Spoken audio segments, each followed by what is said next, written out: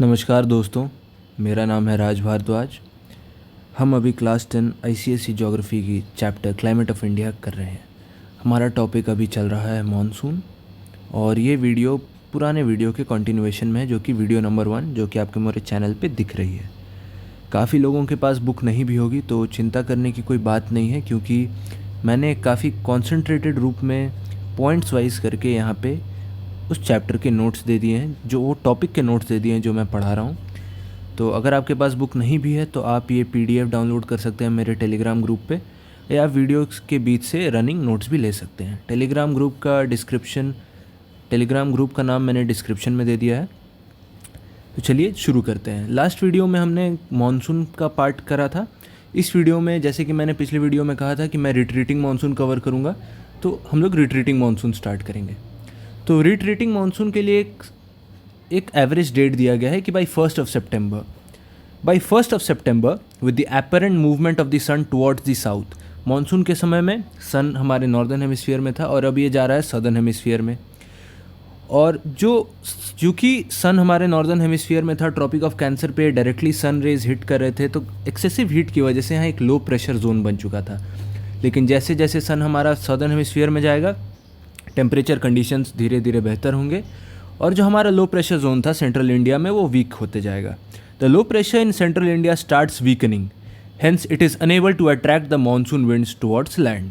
अब चूंकि वहाँ पे लो प्रेशर के कंडीशंस ख़राब होते जाएंगे, वीक होते जाएंगे, तो वो मॉनसून कैरिंग विंड्स को इतना डिफ्लेक्ट नहीं कर पाएगा, जिसके वजह से हमारे जो मॉनसून के विंड्स हैं वो सेंट्रल मेन लैंड, जो हमारे इंडियन मेन लैंड है, उसके तरफ नहीं आएंगे। ड्यूरिंग ऑटम इक्विनॉक्स का डेट क्या है आप प्लीज़ मुझे कमेंट सेक्शन में बताएं, क्योंकि हम लोग बचपन से पढ़ रहे हैं तो there is nothing new in it. तो during autumn equinox the Indian mainland develops high pressure and the sea develops low pressure. जैसा कि हम लोग जानते हैं कि सी ब्रीज और लैंड ब्रीज में क्या होता है, सबको पता है। उसी तरह से मॉनसून एक लार्ज स्केल में सी ब्रीज और लैंड ब्रीज है, जिनका रिवर्सल होते रहता है।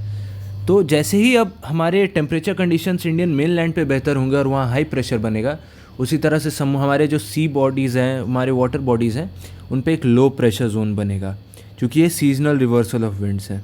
और इसी रिवर्सल के वजह से जो हमारे साउथ वेस्ट के मानसून है, south west monsoon winds, they will start withdrawing from the mainland of India. अब विंड कैसे फ्लो करते हैं? Wind flows from high pressure to low pressure. अब समुद्र की तरफ हमारे वाटर बॉडीज़ के ऊपर एक लो प्रेशर जोन क्रिएट हो गया और हमारे मेन लैंड के ऊपर एक हाई प्रेशर जोन क्रिएट हो गया। तो ये मॉनसून विंड्स ठीक रिवर्स डायरेक्शन में आ जाएंगे, जैसे कि ये पिछले से गए थे। तो अब ये फ्लो करेंगे from the Indian mainland towards the sea. The withdrawal और the retreat of the south west monsoon is a much slower process as compared to its onset.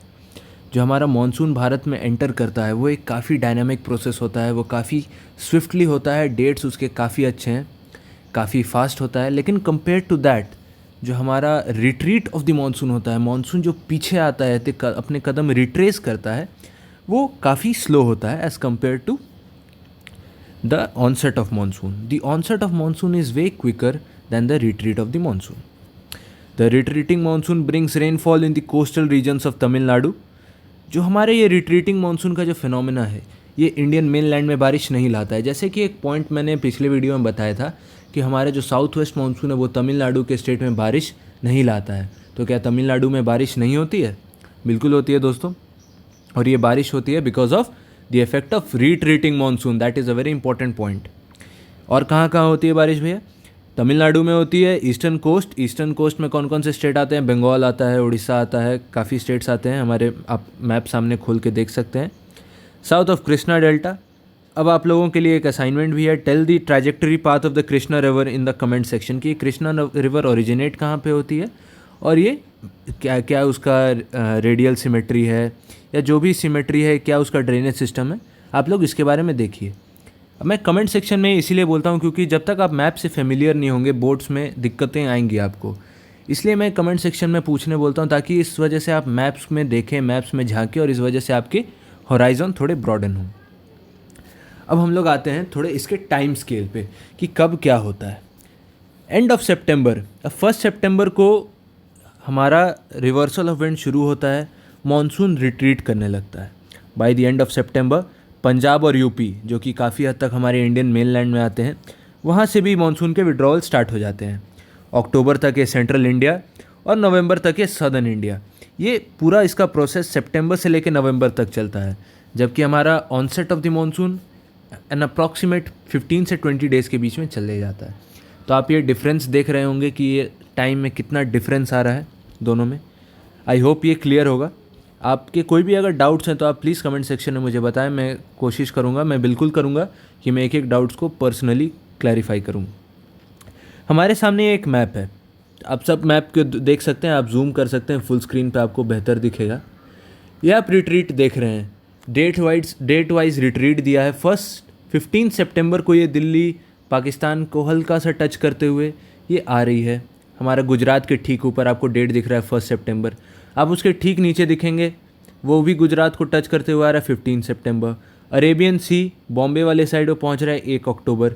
थोड़ा और नीचे 15 अक्टूबर, थोड़ा और नीचे 1 नवंबर, थोड़ा और नीचे 15 नवंबर, और फिर एंड तक आते आते वो 1 दिसंबर और श्रीलंका टच करते करते 15 दिसंबर पहुंच जा रहा है। तो आप लोग देख रहे होंगे कि रिट्रीटिंग मानसून का जो ज़्यादातर फिनोमेना है ये विंटर सीज़न में होता है। जैसे कि हमारा मानसून होता है वो समर सीज़न में आता है प्रीडोमिनेंटली, उसी तरह ये रिट्रीटिंग मानसून का जो फिनोमेना होता है ये विंटर्स में आता है, इसीलिए बहुत हद तक इसे विंटर मानसून भी कहते हैं।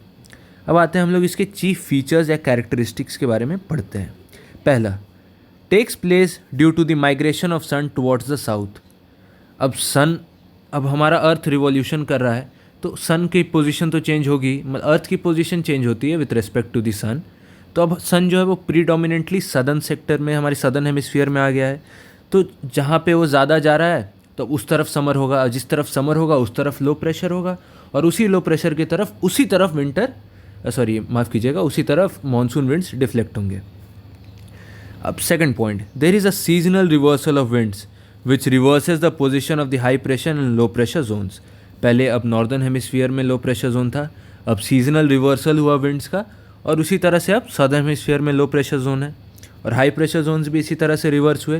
पहले सदर्न हेमिस्फीयर में हाई प्रेशर जोन्स थे, अब हमारे नॉर्दर्न हेमिस्फीयर में हाई प्रेशर जोन्स हैं। They act as a transition period between the hot rainy season and the cold dry season in the months of October and November. अब भैया ऐसा तो होता नहीं है कि समर चल रहा है, सुबह उठ के देखा तो मानसून आ गया और फिर अगले दिन सो के उठा तो विंटर आ गया। ऐसा तो हमारे प्लैनेट का वर्किंग ही नहीं है, इनफैक्ट किसी प्लैनेट का वर्किंग नहीं है।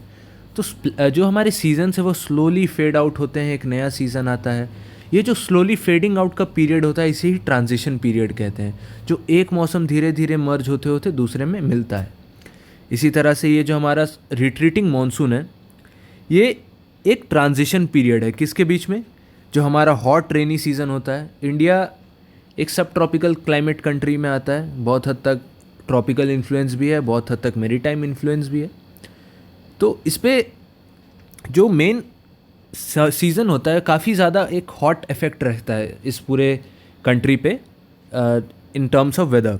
तो ये जो हमारा हॉट रेनी सीज़न होता है उससे और कोल्ड सीज़न जो आता है हमारा, उसके बीच में ये ट्रांजिशन का काम कौन करता है? ये रिट्रीटिंग मानसून। क्यों? क्योंकि ये हॉट रेनी सीज़न से लेके आप देख रहे हो 3 मंथ का 2 मंथ का पीरियड ये कवर कर रहा है, जो कि एक काफ़ी एप्ट ट्रांजिशन पीरियड कहा जा सकता है। There is an occurrence of low pressure system also known as AKA का मतलब यहाँ ऑल्सो नोन एज है, एक एब्रीविएशन है। AKA tropical depression which travel from west to north west direction. अब आप देखेंगे हमारे बे ऑफ बंगाल में एक काफ़ी लो प्रेशर, जैसे कि मैंने बोला हमारे जो वाटर बॉडीज़ है वहाँ एक लो प्रेशर सिस्टम हो जाता है, और वो ट्रैवल करते हैं वेस्ट से लेकर नॉर्थ वेस्ट डायरेक्शन तक। आपको मैप में एक एरो से दिख रहा होगा बे ऑफ बंगाल के ठीक नीचे। तो ये ट्रैवल करते हैं और ये कहाँ शुरू होते हैं? ये बे ऑफ बंगाल में शुरू होते हैं। अब आप लोगों में से बहुत का ये क्वेश्चन होगा कि ये इसी डायरेक्शन में क्यों ट्रैवल करते हैं, तो इसको हम लोग वीडियो में आगे देखेंगे। Last, the rainfall caused by जो tropical depressions cause heavy damage to life and property. अब जैसा कि आप सबको पता है कि जब बारिश आती है तो भैया ऐसे तो नहीं आती कि प्यार से आ रही है हल्की हल्की, जैसे मूवीज़ में दिखाते हैं। कई जगह पे बारिश ऐसी नहीं होती है, बिजली कड़कती है, पेड़ गिर जाते हैं, घर उड़ जाते हैं लोगों के, काफ़ी तेज़ हवाएं चलती हैं, काफ़ी लोग मर भी जाते हैं उसमें बदकिस्मती से, अनफॉर्चुनेटली। तो ये जो मानसून है काफ़ी वायलेंट होता है। It's not like as the show in the movies. तो monsoon violent in the sense कि काफ़ी फास्ट ब्लोइंग विंड्स होती हैं, लाइटनिंग इफेक्ट्स होती हैं। इसकी वजह से क्या होता है, they cause heavy damage to life and property. और ऐसा नहीं है कि इरिटेटिंग मानसून का जो कहर है ये पूरे इंडिया में दिखता है, नहीं, ये दिखता है हमारे ईस्टर्न कोस्टल रीजन में। और ये हमारे विंड्स का डायरेक्शन है वेस्ट टू ईस्ट। और जैसे कि मैंने पिछले पॉइंट में बताया कि ये फिक्स डायरेक्शन क्यों रहता है विंड्स का, ये फिक्स डायरेक्शन रहता है because of the presence of Coriolis force. Coriolis force एक प्लानिटरी विंड है, माफ़ कीजिएगा विंड नहीं है, एक फोर्स है जो कि अर्थ के रोटेशन से आती है। आप लोगों ने क्लास 9 में इस टॉपिक को पढ़ा होगा।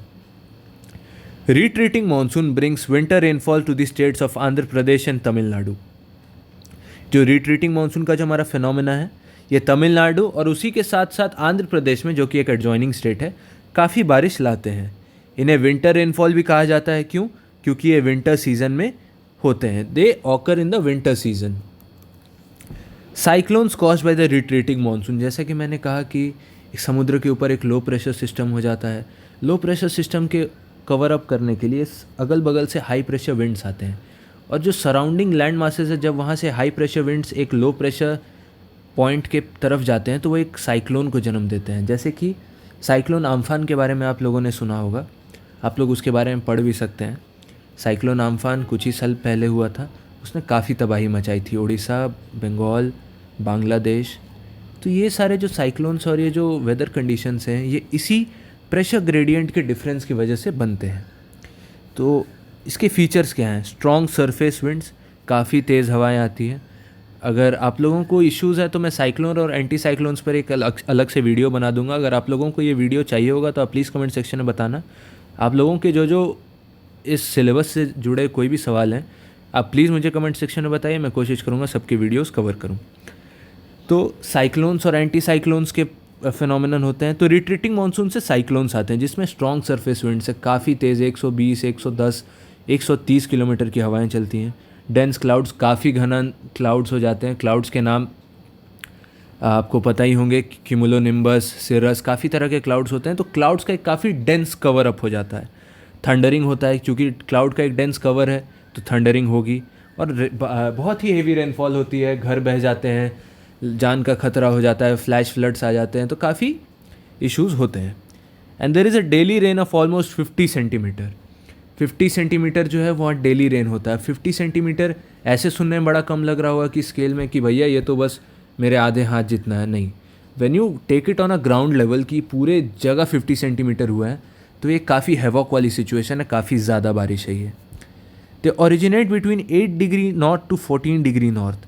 ये इसका पॉइंट ऑफ ओरिजिनेशन है कि इस लैटिट्यूड्स में ज़्यादातर साइक्लोन्स बनते हैं। क्यों? क्योंकि यहाँ ज़्यादा लो प्रेशर सिस्टम, जो ट्रॉपिकल डिप्रेशन, वो बन जाता है। The point of origination being on the eastern coast of the country. और ये जो पॉइंट ऑफ ओरिजिनेशन है ये वेस्टर्न कोस्ट में नहीं होता, ये ईस्टर्न कोस्ट में होता है। और किन किन जगहों पे होता है? तमिलनाडु में, आंध्र प्रदेश में, तेलंगाना में और उड़ीसा में। तो इसी वजह से साइक्लोन से ये स्टेट ज़्यादा अफेक्टेड भी होते हैं। Storms originate between October and नवंबर। अब हमारे स्टॉर्म्स आने का जो मेन टाइम होता है वो अक्टूबर से नवंबर आता है। ऐसा है कि साइक्लोन्स कभी भी आ सकते हैं, it's a natural phenomenon, but जो ज़्यादातर एक प्री डिटर्मिंड हम लोग एक जब प्रिकॉशनरी स्टेप लेते हैं तो ये अक्टूबर और नवंबर के बीच में ये ज़्यादा होता है। क्यों? क्योंकि उस समय वाटर बॉडीज़ की तरफ लो प्रेशर या ट्रॉपिकल डिप्रेशन काफ़ी ज़्यादा एक्टिव और काफ़ी ज़्यादा स्ट्रॉन्ग रहता है। अब विड्रॉवल ऑफ मानसून। तो विड्रॉवल ऑफ मानसून से क्लाउडलेस स्काईज आते हैं। जब ये हमारा रिट्रीटिंग मानसून चला जाता है, स्टॉर्मी क्लाउड्स चले जाते हैं, थंडरिंग ख़त्म हो जाती है, तो काफ़ी क्लाउडलेस स्काईज, एकदम खूबसूरत अच्छे दिखने वाले आसमान, हाई टेम्परेचर, गर्मी थोड़ी ज़्यादा हो जाती है, हाई ह्यूमिडिटी हो जाती है, क्योंकि बारिश हुई है, मॉइस्चर लेडन विंड्स हैं तो ह्यूमिडिटी काफ़ी ज़्यादा हो जाती है। और ये जो पूरा phenomenon after the retreat of the monsoon is known as October heat. जो अक्टूबर के महीने में कभी कभी चिलचिलाती हुई गर्मी लगती है ना, इस फिनोमिनन को हम लोग बोलते हैं अक्टूबर हीट। अब features of the south west monsoon. South west monsoon के कुछ फीचर्स हैं, कैरेक्टरिस्टिक फीचर जिसे हम कह सकते हैं, कि इस मानसून का डिस्ट्रीब्यूशन बिल्कुल भी यूनिफॉर्म नहीं है। ऑलमोस्ट पूरे कंट्री में बारिश होती है एक्सेप्ट तमिलनाडु। 2 से 4 महीने के बीच में इसका पीरियड जो है वो डिफ्लेक्ट होता है, ऐसा कोई फिक्स्ड पीरियड नहीं है।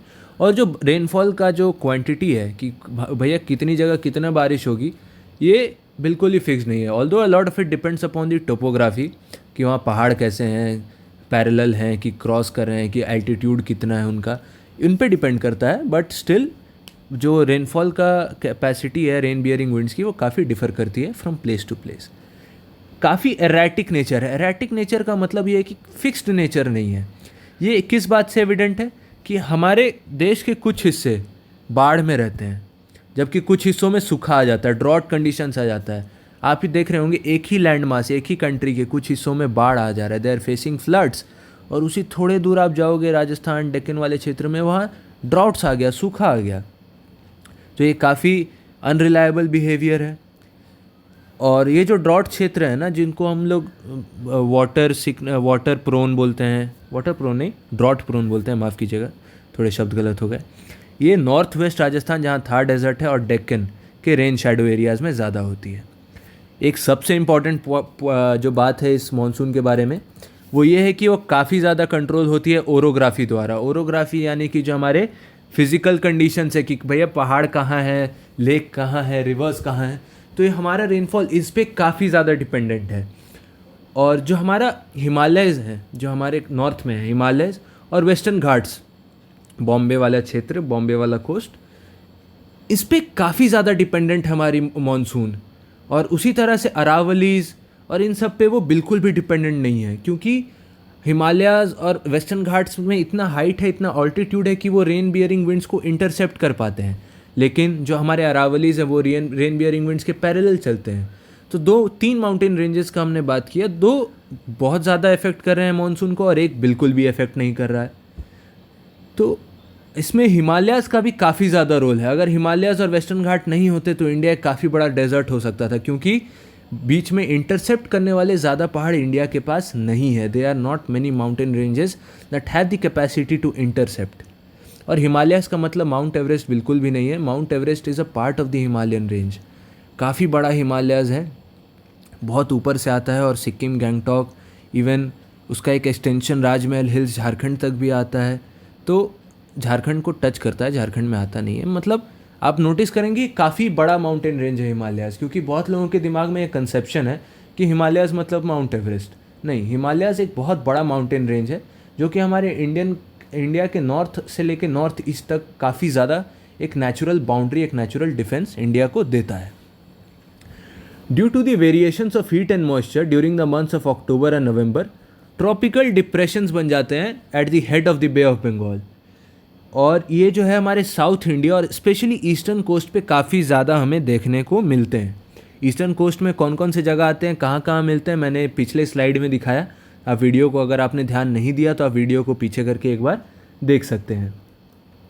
और आप लोगों को पता है इंडिया का जो इकोनॉमी है वो ज़्यादातर डिपेंड करता है एग्रीकल्चर पे। India is still an agricultural economy, क्योंकि इंडिया में काफ़ी ज़्यादा लोग की रोज़मर्रा की कमाई या सालाना की कमाई डायरेक्टली और इनडायरेक्टली एग्रीकल्चर पे डिपेंडेंट है। तो एग्रीकल्चर डायरेक्टली डिपेंड करता है मॉनसून पे।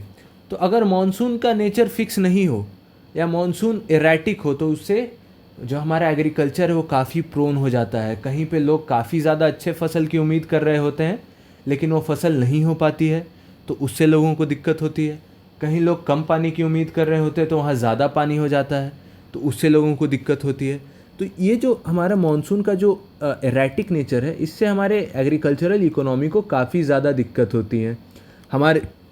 हमारी काफ़ी ज़्यादा नदियाँ जो हैं वो डायरेक्टली इनडायरेक्टली रेनफॉल पे डिपेंड करती हैं। रेन फेड नदियाँ हैं, तो बारिश के एरेटिक नेचर के वजह से काफ़ी ज़्यादा इरिगेशन पे भी इफेक्ट पड़ता है।